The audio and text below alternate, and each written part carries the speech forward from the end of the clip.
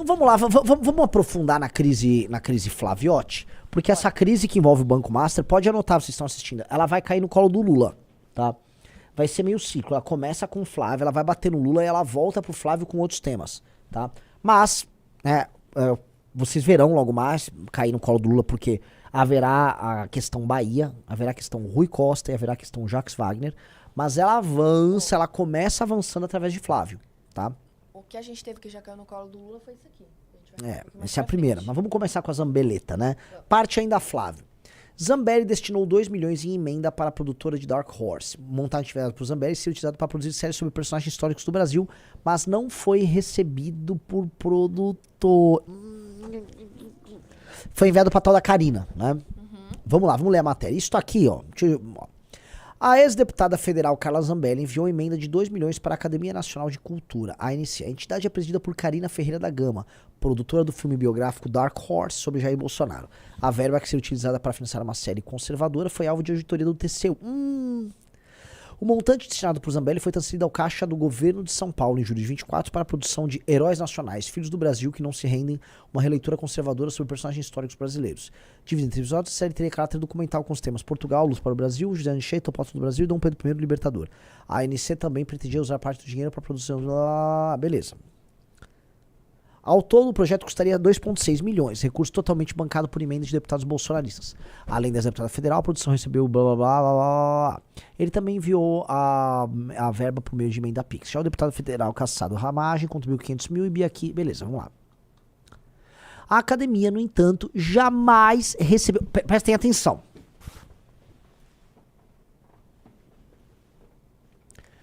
Temos um caso. Não é aqui sobre Dark Horse. Havia uma outra produção que também era tocada por Karina, ou seja, a Karina que estava no filme Dark Horse também estava nessa série. Há um dinheiro que é enviado com um argumento de que está fazendo uma produção conservadora e o dinheiro não vai pro fim. Olha que interessante. Será que temos um padrão, dona Ana? Temos um padrão de comportamento criminoso? E aqui não dá pra falar, era privado, tá? Sério, eu vi isso aí. A academia, no entanto, jamais recebeu dinheiro. O valor foi alvo de um ofício do TCU após uma auditoria identificar incoerências, principalmente o fato de recurso ter sido depositado diretamente em uma conta do governo estadual. Após a determinação do TCU, o governo de São Paulo transferiu o recurso destinado à ANC, mas o recurso ainda não foi encaminhado, porque a ONG não apresentou toda a documentação necessária para receber a verba. Se as pendências não forem resolvidas pela ONG, os recursos que permanecem disponíveis para execução serão devidos em conformidade com a legislação, afirma o governo em nota. Tá? Questionado sobre o destino, blá blá blá, beleza. A Karina Ferreira da Gama, desce aí, voltou a aparecer no noticiário dessa sexta-feira após a abertura de apuração aberta pelo blá para investigar as irregularidades em emendas parlamentares para projetos culturais, incluindo a cinematografia Dark Horse. O filme, gravado no fim do ano passado, ganhou relevância nos últimos dias após o jornal Intercept Brasil divulgar conversa em que o senador Flávio pede dinheiro a Vorcaro para financiar a produção cinematográfica. Informações preliminares apontam que o banqueiro teria prometido ao parlamentar 134 milhões para ajudar no filme. Até o momento, entanto, os comprovativos apontam um repasse de 61. Ufa, foi só 61. Ufa. Na operação no STF são citadas 4 empresas. Instituto Conhecer, Go Up, Conhecer Brasil e Academia Nacional de Cultura. Todas as instituições são ligadas à Karina, que aparece como presidente sócia das 4. A Karina, ela parece que ela estava esquentando, tá? O argumento para obter arrecadação e doações e dinheiro, seja de empresários, seja de emendas, para atividades que são conservadoras, mas que às vezes tem outro fim, entendeu? A Karina é um elo de muita coisa aí. Tem dinheiro, ela recebeu muito dinheiro da Prefeitura de São Paulo, também para fazer um filme conservador. Aliás, o mesmo Ricardo Nunes da Prefeitura de São Paulo, que estava defendendo, assim, com unhas e dentes, Flávio Bolsonaro. Unhas e dentes, estava lá, vou defender, né? Difícil, hein? Difícil. A situação tá ficando muito complicada. Porque tá ficando meio claro pra todo mundo que havia um esquemão. Vamos ser sinceros, havia um esquemão. E estão pegando o esquemão. Pegaram um caminho, esse aqui é um caminho, e havia outro caminho. E tudo leva a essa Karina. E essa Karina, ela atua em muitas áreas. Então tem a Prefeitura de São Paulo, o Governo de São Paulo, e tem agora o filme Dark Horse. O filme Dark Horse, que foi, de acordo com o Flávio Bolsonaro, ele é uma Uma obra-prima, não sei se você chegou a ver isso. Ele falou uma obra-prima. Obra-prima. Ele conta com uma produção americana, mas aqui no Brasil ele tinha que ter uma produção brasileira também. O que eu fiquei sabendo também, você sabia que o filme não pode ser exibido no Brasil, em cinemas, etc., pelo fato de não ter sido produzido aqui? Ele não cumpriu nenhum requisito sobre produção local. Caramba! É. O filme, ele não obteve, assim, o filme não trabalhou como uma produção natural. Até por isso ninguém sério doou pra esse filme. Por isso que ele veio com esse filme, o Vorcaro doou pra... Isso não é um projeto cinematográfico normal. Entendeu? Então... Vamos lá, vamos ler aqui, ó. É isso. Eduardo diz que filme sobre Jair Bolsonaro financiado por Vorcaro foi barato. Desce. O ex-deputado Eduardo Bolsonaro afirmou que Dark Horse blá, blá, blá, é barata para os padrões de Hollywood. Em entrevista ao falador de direita Paulo Figueiredo, justificou os 134 milhões previstos no orçamento da produção. É um filme que, para quem não conhece, vai pensar que é super caro. Não. Para os padrões de Hollywood, não. E ainda assim, o que eu sei é que não conseguiu se captar tudo aquilo que o projeto inicialmente previu. O Paulo Figueiredo é um bom amigo. Né? Tenham amigos como o Paulo Figueiredo. Ele te defende, assim, realmente nos piores momentos. É um sujeito impressionante, né? Tá difícil, Paulo. Não vai dar pra defender muito essa, né? Porque boa parte do filme foi gravado no Brasil. Segundo que o filme, por mais que tenha durado a pílula, o filme foi feito pra audiência brasileira. É pegar um branding americano pra vender pra brasileiro. Terceiro, que vamos colocar aqui, o Jim Caviezel é uma figura C no cinema americano, tá? E vocês não vão se comparar com superproduções americanas de mais de 100 milhões, né, de reais. Vamos traduzir aí. Isso dá tranquilamente mais de 20, 25 milhões de dólares, entendeu? Se eu for pegar alguns filmes premiados recentemente no Oscar, eles tiveram um orçamento menor do que isso. E eles eram produções sérias. O filme Dark Horse não é sério. Assim como o Jim Caviezel é um ator C. Assim como o produtor e o diretor do filme são caras série C, série D. Vamos ser sinceros. É que o público no Brasil, o público bolsonarista, engole qualquer coisa. Estão dando uma galera série C, série D ali, é Hollywood. Não é Hollywood, não tem Hollywood nisso aí. Não tem Hollywood. Porque o termo Hollywood é usado da maneira solta como eles usam, porque aí você engambela a galera. Tipo, não, isso aqui tá sendo produzido, é uma das... Quando se lê-se Hollywood, lê-se filmes com grande impacto comercial feitos pelos grandes estúdios americanos. Que, em geral, nem sempre ficam lá na Califórnia, em Hollywood. Capite, galera? Vocês entenderam isso? Quando fala-se Hollywood, é isso. Existe, por exemplo, o circuito alternativo de cinema dos Estados Unidos. Tem o famoso festival de Sundance, que é um festival só de cinema alternativo. Que não é Hollywood. Deixa eu explicar pra vocês. O Jim Caviezel, esse diretor, eles não são de Hollywood. Eles também não fazem filmes que vão parar em Sundance. Eles são série C. Eles faziam assim, um pastor de uma igreja pediu pra fazer um vídeo ali, um conservador ligado a um deputado, sei lá, no Alabama, quer fazer um documentário. Aí eles contratam esses caras. É isso. Não confundam as coisas. Porque senão vocês vão cair em papo, contratamos o diretor de Hollywood, entendi, vai sair sei lá, o Avengers Endgame do Bolsonaro. Não é. O Bolsonaro tá fazendo um filme C, de orçamento enxuto, porque o filme é um filme C, e filme C tem orçamento enxuto. E o dinheiro não foi pro filme. É isso. O dinheiro não foi pro filme. Se eles estiverem tão preocupados com isso, abram as contas do filme. Gastamos tanto na produção, tanto nisso, tá. Onde tá esse dinheiro? O filme é um filme de baixa qualidade. Eu mostrei aqui, a Ana pode levantar aqui, imagens do filme. O filme é um filme de quinta categoria. Filme feio, mal feito, mal filmado, com um roteiro que era em português, foi traduzido para inglês. Porco. E eu sei que o fã, né, mais radical do bolsonarismo vai falar, não, o filme é muito bom. Não é, cara. Não era. Aquela cena da facada, eu tô tentando achar aqui pra gente.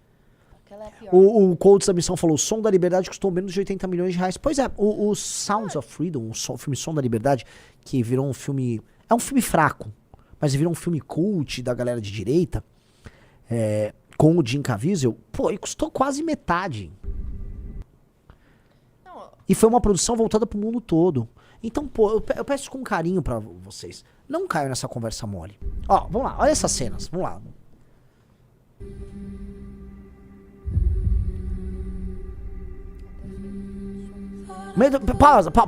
Pausa.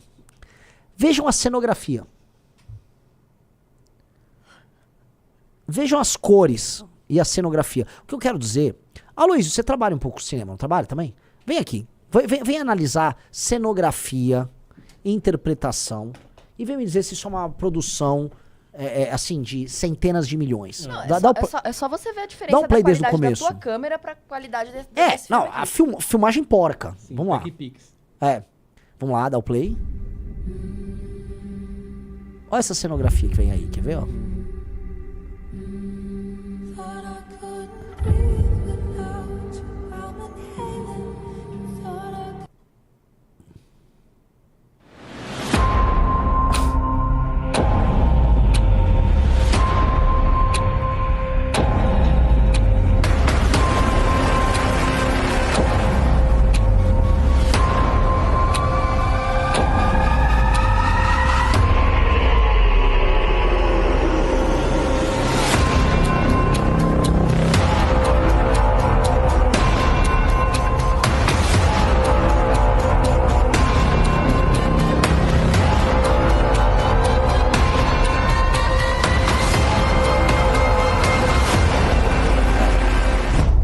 Um cara tá falando, Renan, isso é making off.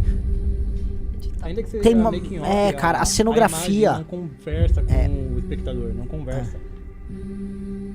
Essa cena aí, a montagem mal feita dos cenários. Tá muito poluída. Vou tirar aqui a música porque... O elemento básico de tudo isso, que é um filme de roteiro laudatório, nenhum filme sério, seria um mero filme de propaganda tosco laudatório, roteiro tosco. Sim. Reparou que essa cena na frente desse hospital, ele se repete várias vezes, ou seja, é um filme todo sentado em alguns poucos lugares, o que quer dizer que o filme é barato, porque eles não têm muitas externas. Que o caro, pelo que eu sei, é o pós e as externas, certo? Sim, até porque não tem muita história Bolsonaro, né? Não tem muita história. Vai mostrar o quê? O quê? A facada que vamos colocar assim, que é o ponto principal da vida do Bolsonaro, de ter tomado a facada, é uma porcaria a cena. É uma faca de brinquedo. É uma faca do Chuck, de brinquedo. Tem aqui a cena. Eu li o roteiro, o momento da facada, o momento mais importante do filme. Não, e a cena é deprimente. Muito, nossa, a cena de chorar. Aqui, será que é essa? Olha essa cena. Olha lá. Ele sendo carregado.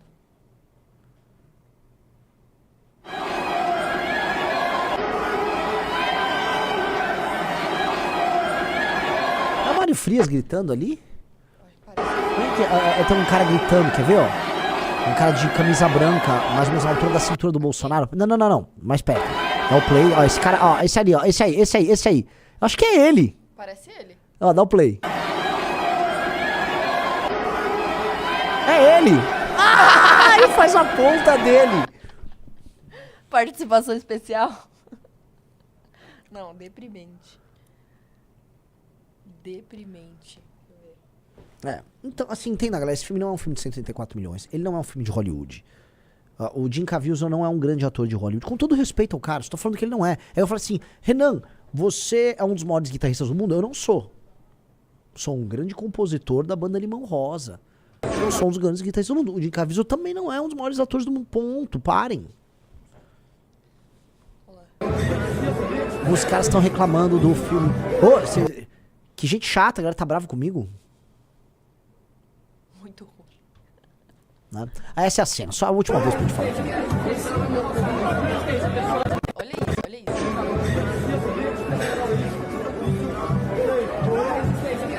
Não tinha nada na mão do cara. É.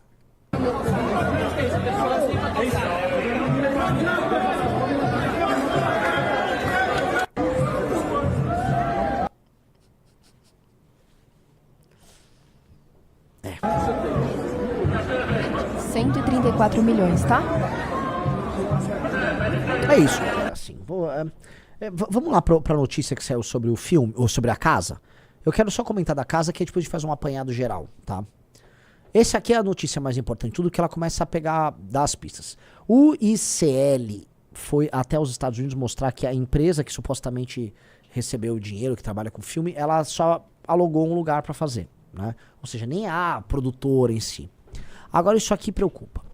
Empresa de administrador do fundo utilizado para captar recursos para filmes sobre Bolsonaro comprou um imóvel nos Estados Unidos. Escritório de advocacia de Calixto nos Estados Unidos também consta como agente registrado de fundo que recebeu 2 milhões do banqueiro Daniel Vorcara para financiar filme. Desce. O fundo ligado ao advogado Paulo Calixto, aliado de Eduardo Bolsonaro, comprou em fevereiro uma casa em Arlington, no Texas, região onde vive o parlamentar cassado. A operação foi feita pela Mercury Legacy Trust, fundo que detém a propriedade do imóvel anunciado à época por $753 mil. O escritório de advocacia de Calixto nos Estados Unidos também consta como agente registrado do fundo Heaven Gate, blá blá blá, que recebeu 2 milhões do banqueiro Daniel Vorcaro com o objetivo de financiar o filme Dark Horse. A informação sobre a compra do imóvel foi divulgada na Folha. Tanto o Mercury quanto o Heaven Gate ficam no mesmo endereço, em Dallas, onde também está sediado o escritório utilizado por Calixto e cedido a Eduardo Bolsonaro para realizar reuniões políticas. O documento da empresa e do fundo não mostra se a relação financeira da empresa com o fundo Heaven Gate. A operação da compra foi assinada por André Porciúncula. Esse é um malandro, hein? Que foi secretário de Fomento à Cultura no governo Bolsonaro. É lá da Bahia, o André Porciúncula. Ele atuou como representante da América e estrutura jurídica nos Estados Unidos para administração patrimonial. A escritura do imóvel mostra que a compra da casa foi efetivada em 27 de fevereiro.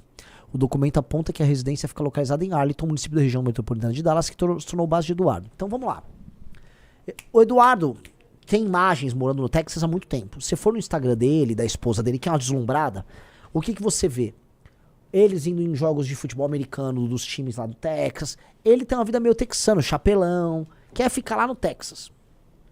Então, muita gente diz, o Eduardo não mora na Flórida? Não, quem mora lá é o Constantino e o Paulo Figueiredo. O Eduardo fica no Texas. Às vezes ele pega o avião e ele vai lá pra Washington pra se reunir com a galera do Partido Republicano. É isso, tá? Aí, o dinheiro do filme, que é movimentado por um empresário que fica lá em Dallas, cujo escritório fica em Arlington, serviu, Donana, pra comprar uma casa em Arlington. Que coincidência, Tá, né? que coincidência, galera. Não, com certeza a casa era pra ser um cenário do filme. Não é? A casa era um cenário ali. Gente do céu, não vamos ser trouxa. Não vamos ser trouxa. Quando as coincidências estão todas na tua cara, você fala o quê? E vejam, procurados, Paulo Calixto, Eduardo e André Porciúncula não responderam. As transações realizadas por Calixto devem entrar na mira da Polícia Federal, que vai investigar se o banqueiro Daniel Vorcaro, a pedido de Flávio Bolsonaro, destinou recursos para financiar a investida de Eduardo contra o Supremo Tribunal Federal nos Estados Unidos. Essa é a parte, vamos ser claros, essa é a parte que, assim, o STF, não dá pra ajudar o STF, né? Esses caras, não dá. É que, assim, gente, não é que o Daniel Vorcaro queria financiar, vamos dizer, atividades subversivas do Eduardo lá. Ele queria pagar uma bolada pra eles em troca de um favor. O que você precisa saber qual é o favor. A desculpa era o filme. Qual é o favor? O que foi entregue? Foi entregue no governo Bolsonaro? Foi um acordo desenhado no governo Bolsonaro? Ou é um acordo que envolve, por exemplo, algo que aconteceu agora? Vamos lembrar uma coisa, Ana. O Flávio Bolsonaro enterrou a CPI do Banco Master.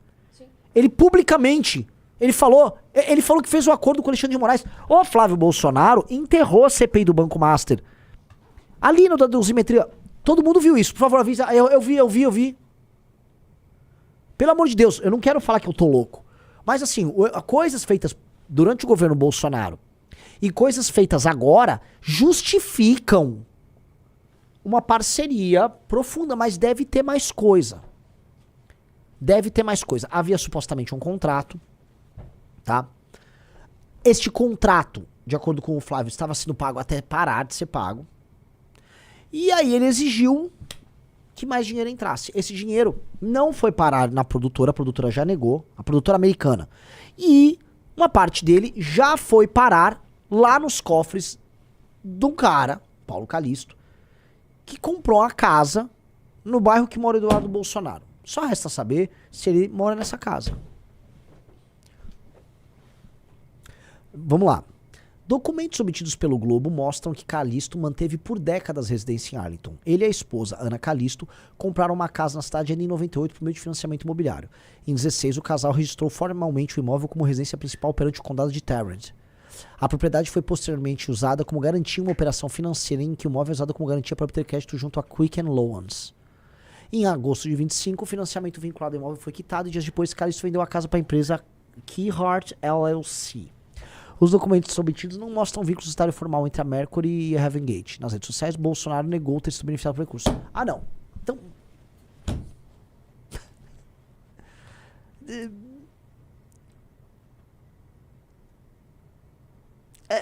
eu tô... né? Eu tô maluco? Amigos, tem muito dinheiro que foi depositado por ele. Cadê esse dinheiro? Os Bolsonaro vão aguardar as investigações para se pronunciar? Deixa eu falar uma coisa pra você que é fã. Assim, chame seus pais bolsonaristas. Ou esse é o momento que você vai pegar o nosso link e vai mandar para seus amigos bolsonaristas e seus pais bolsonaristas. Isso aqui é um recado, põe até na outra câmera aqui. Um recado muito claro para eles. Ana, outra câmera. Tá? Olha só. Já mande, vai mandando o link pros pais bolsonaristas, avós bolsonaristas, amigos bolsonaristas. Os elementos aqui são muito claros. Há uma relação, não só de amizade, mas uma relação pecuniária entre Daniel Vorcaro e Flávio. Isso é inegável, nem o Flávio nega isso. Vieram a público dizer pra vocês que isso era pra um filme, era apenas uma doação privada e que não sabia de nada errado sendo feito pelo Daniel Vorcaro. É mentira. Já havia inúmeras matérias na imprensa. Sabia-se da existência, inclusive, da emenda Vorcaro, que é uma emenda que o Ciro Nogueira estava andando para tentar salvar o Vorcaro. E o final da conversa ali foi às vésperas do Vorcaro ser preso. O banco já estava parando as operações, todo mundo que conhecia minimamente o lobby do Vorcaro no Congresso sabia que o Vorcaro estava encrencado. E o próprio Flávio reconhece isso, dizendo na conversa que o coisa estava atrapalhado, estava cheio de problema. Qualquer um que conhecia a política em Brasília sabia que o Vorcaro era encrenca. Isso inclui até o PT, inclui todo mundo sabia. Todo mundo sabia que o Vorcaro estava comprando autoridades. Não era novidade para ninguém. O contrato, inclusive, assinado pela Viviane Barsi, mulher do Alexandre de Moraes, com o Banco Master do Vorcaro, foi anterior a isso. Portanto, se você for falar que o Alexandre de Moraes tinha relações, você não vai poder, então, negar que o Flávio Bolsonaro também não tinha relações. E as relações não são de interesse republicano. Ninguém contrata com um valor desses a mulher do ministro do STF, assim como um senador da República não pede uma doação secreta para um filme de 134 milhões. Ninguém pede. Não diga isso. Existem os meios em que uma empresa pode doar para um filme. E em todas as vezes a empresa, quando coloca o dinheiro no filme, ela quer estampar a sua marca no filme. Ela não faz com sigilo, ela faz para aparecer. É por isso que as empresas investem em filmes. Isso quando tem leis de incentivo. Quando não tem, ela exige. Ela quer fazer uma publi no filme. Entenderam? Então você que é bolsonarista, você tinha que falar, pô, tô desconfiado, isso aqui parece estranho. Eu não posso acreditar que o cara que eu tô apoiando, o Flávio Bolsonaro, ele tá fazendo um negócio com os maiores bandidos do Brasil. É que ele faz, mas tô falando aqui com você. Ele mentir pra vocês e fingir que isso não aconteceu é outro ponto que você também tem que levar em consideração. Porque ele trata você, portanto, como um idiota. Uma pessoa que ele pode ficar mentindo, enganando, sabendo que você vai acreditar. Muitos deles, da família Bolsonaro, acham que você... Não é que você é vítima, mas você é cúmplice. Que você sabe que eles são corruptos e eles só precisam te dar uma boa resposta pra você poder jogar pras outras pessoas e isso ficar assim. Só que você tem filhos, você tem família, você não pode ficar aceitando vamos dizer, o espalhar da mentira pra defender ladrão.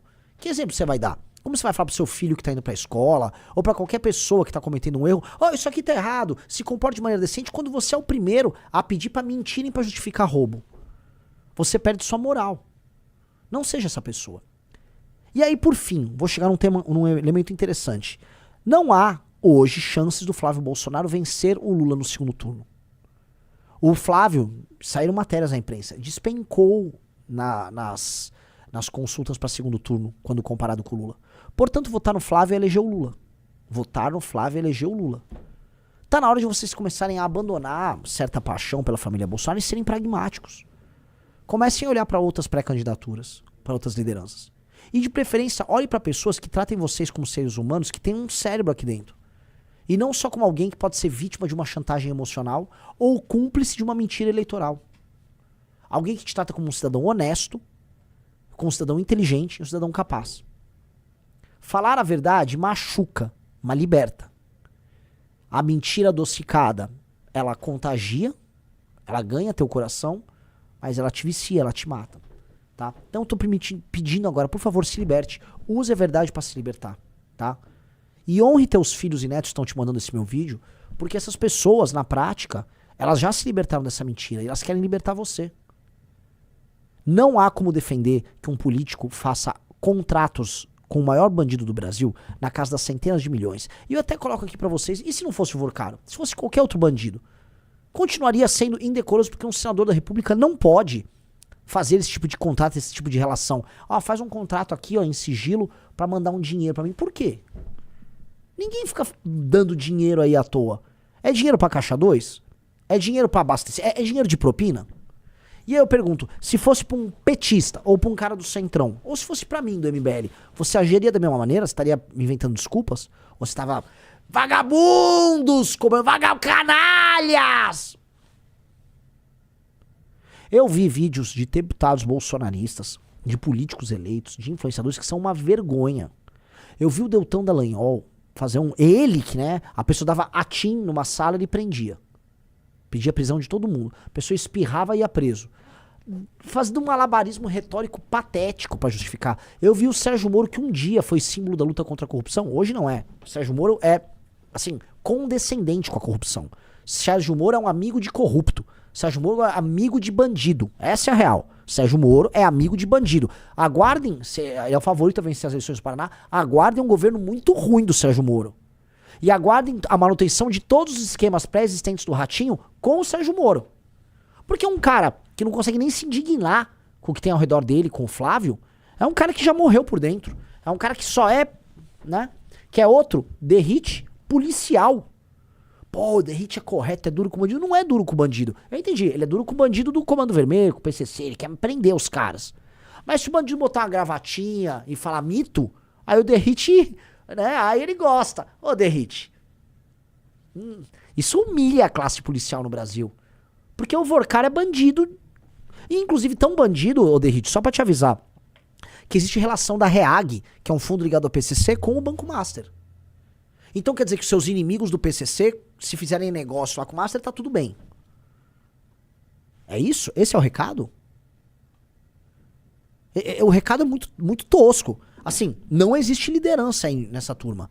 Esses caras, Derrite, Moro, Dallagnol, que vergonha. Eu tinha uma admiração pelo Derrite. Minha relação com o Derrite agora é de, assim, de... Nossa, que decepção. O Moro, o Dallagnol é vagabundo há muito tempo. O Moro, eu errei em voltar a dar crédito pro Moro. Não merece nada, erro meu. O Derrite eu só tô assim, nossa. Eu ouvia falar coisas boas do Derrite. O Nantes... em São Paulo, um vereador bacana, tinha uma atuação bacana. Nantes, que fim de carreira, Nantes. Quem acredita gravar um vídeo lá com o bigodão, todo bravo, Nantes, pra no final do dia ter que passar pano pro Flávio? Cadê a coragem? Cadê a coragem?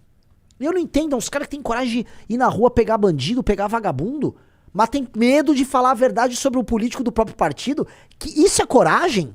Então a coragem fica na rua, quando entra no parlamento, vira mocinha. Que isso? Nantes, Derrite, que isso?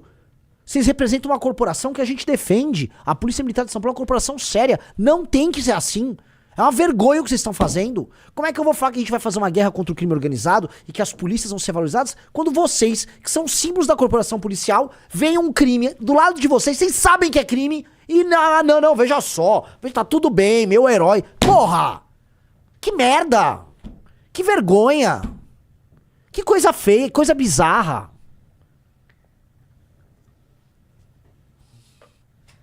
Like na live aí, pessoal. É uma vergonha isso. Vocês são policiais, cara. Vocês sabem quem tá pelo errado. Vocês farejam vagabundo. Vocês sabem que é vagabundo. Mas entrou pra política e esqueceu o que aprendeu na polícia. Aí esqueceu tudo. Aí fica aquele discurso meio farrur, né? Do, é isso aí, vamos dar tiro no bandido e não sei o quê. É não sei o quê?